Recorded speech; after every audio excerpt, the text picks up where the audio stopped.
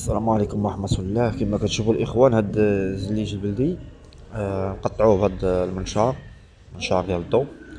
الإنسان باش يستعمل الهدان أو داك أو الشاقور، المهم يدوز بهاد المنشار ديال الضو ديال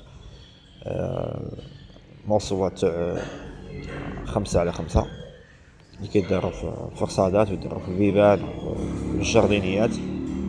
كما كتشوفوا هذا قادو في المنشار دابا، غادي يتقاد داكشي مزيان ويتقطع. تابعوا معنا الفيديو حتى النهاية ان شاء الله. نتمنى دوز الامور بخير وعلى خير. هذا المنشار ديال الضو قدام الكتريك، وكيخرج داكشي عبار، داكشي عبار اللي بغيتي المربع، بغيتي القطيب، بغيتي من اي حاجه كاريه او 45 كيقطعها. غير شويه الصبر وشويه تاع الوقت.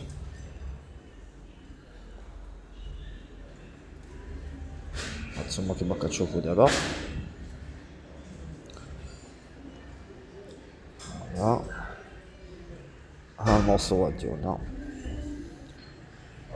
ما بحالة جيدة وفينين، يعني حتى الحواف ديالهم كيجيو فينين، ما كاينش كيقطع بالمعدة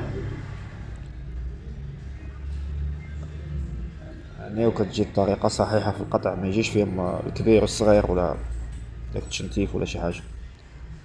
هذا هو.